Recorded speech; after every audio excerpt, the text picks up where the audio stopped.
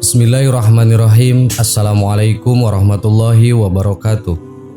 Sahabat yang beriman, kitab suci Al-Quran memiliki banyak surah di dalamnya. Di antara surah-surah tersebut terdapat sejumlah surah yang paling tidak disenangi iblis atau paling dibenci setan. Seperti yang kita ketahui bahwa jin dan iblis merupakan salah satu makhluk ciptaan Allah Subhanahu wa Ta'ala yang mempunyai tugas untuk merayu dan menggoda manusia dalam kehidupan di dunia dan memasukkan mereka ke dalam neraka. Ajaran Islam mengajarkan manusia untuk menjauhi larangan Allah Subhanahu wa Ta'ala agar tidak tergoda oleh godaan setan. Syekh Ali Jaber pernah berkata bahwa ada ayat Al-Quran yang paling tidak disukai setan dan iblis yang bisa kita jadikan sebagai ayat pengusir jin dan setan. Ayat ini merupakan kabar gembira bagi semua orang yang memiliki dosa besar apapun.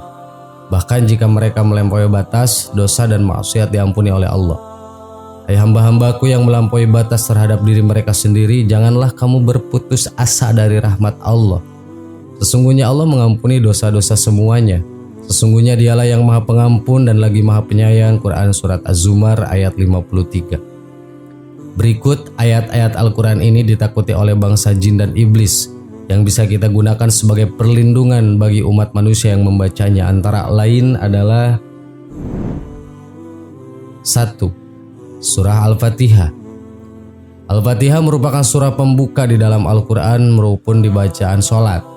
Bahkan ibadah sholat kita menjadi tidak sah jika kita tidak membaca surat ini. Jadi wajar kalau setan sangat membenci surat Al-Fatihah. Dalam ayat terakhir surat Al-Fatihah berbunyi, tunjukilah kami jalan yang lurus, yaitu jalan orang-orang yang telah Engkau anugerahkan nikmat kepada mereka, bukan jalan mereka yang dimurkai dan bukan pula jalan mereka yang sesat. 2. Surah Al-Baqarah. Surah Al-Baqarah cocok dilafalkan untuk mengusir setan dari rumah kita. Rasulullah bersabda, sesungguhnya setan akan keluar dari rumah yang dibacakan surat Al-Baqarah di dalamnya. Hadis riwayat Ibnu Mubarak. Sesungguhnya Allah menulis dalam kitab 2000 tahun sebelum menciptakan surga dan bumi, serta mengirim 2 ayat untuk mengakhiri Al-Baqarah. Jika dibaca selama 3 malam dalam rumah, maka setan tidak akan mendekatinya. Hadis riwayat Tirmizi. 3. Surah Al-Ikhlas. Walaupun surat ini pendek, tetapi fadilahnya sangat luar biasa.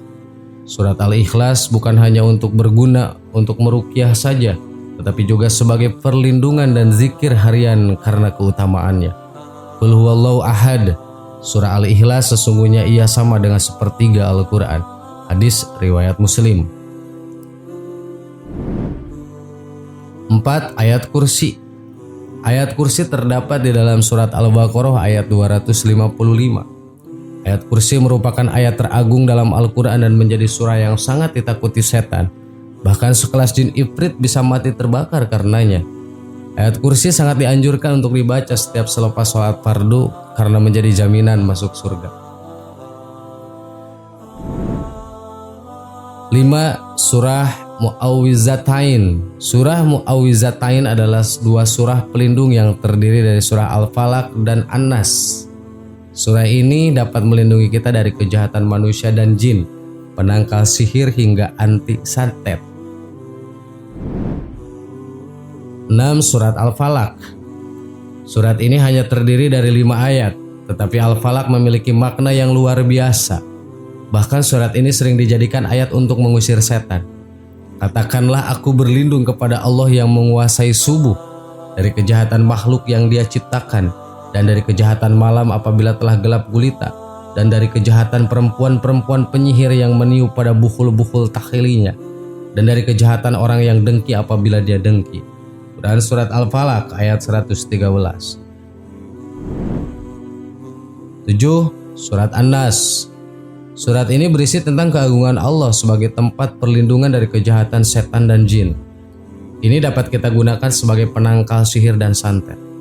Katakanlah, aku berlindung kepada Tuhannya manusia, Raja manusia, sembahan manusia dari kejahatan bisikan setan yang bersembunyi, yang membisikkan kejahatan ke dalam dada manusia, dari golongan jin dan manusia.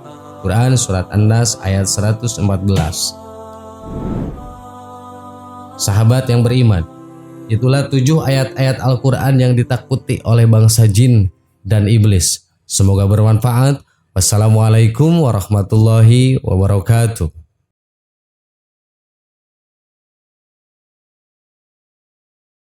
Bismillahirrahmanirrahim. Assalamualaikum warahmatullahi wabarakatuh. Sahabat yang beriman, tugas utama setan adalah menyesatkan manusia agar terjerumus ke dalam neraka.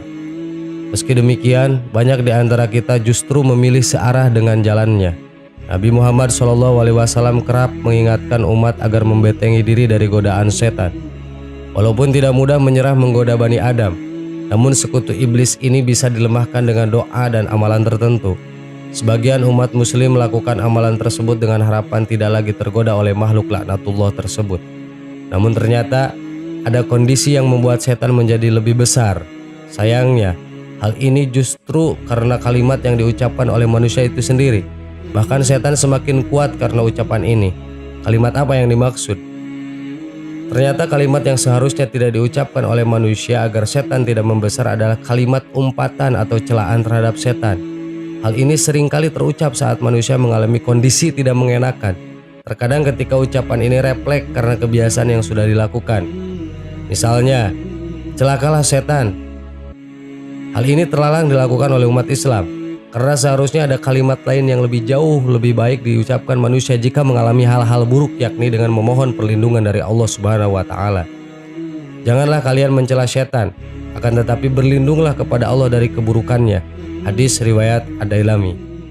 Pasalnya kalimat-kalimat ini justru hanya akan membuat setan mengalami perubahan, bukan menjadi lebih kecil dan lemah saat diumpat dan disalahkan.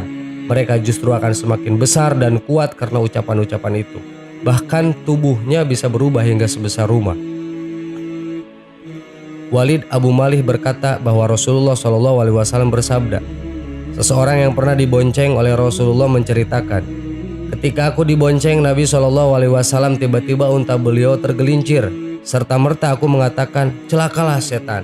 Maka beliau bersabda, jangan kamu katakan celakalah setan, sebab jika kamu katakan seperti itu, maka setan akan membesar sebesar rumah dan dengan sombongnya setan akan berkata, itu terjadi karena kekuatanku. Hadis riwayat Abu Daud.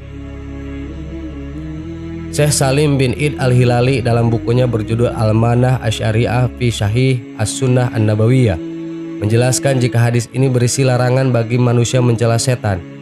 Kita dilarang mengaitkan kejadian buruk yang menimpa dengan ulah setan atau rekayasa setan. Lantas bagaimana seharusnya kita bersikap jika mengalami hal buruk atau kecelakaan? Sebaiknya tetap mengingat Allah dengan membaca basmalah atau berlindung kepada Allah dengan membaca ta'awud, sebagaimana petunjuk Rasulullah SAW. Akan tetapi ucapkanlah Bismillahirrahmanirrahim. Hadis riwayat Abu Daud. Sahabat yang beriman, itulah kondisi di mana setan menjadi kuat dan besar ketika kita mencela suatu keburukan dengan menyebut nama setan. Allahu a'lam. Assalamualaikum warahmatullahi wabarakatuh.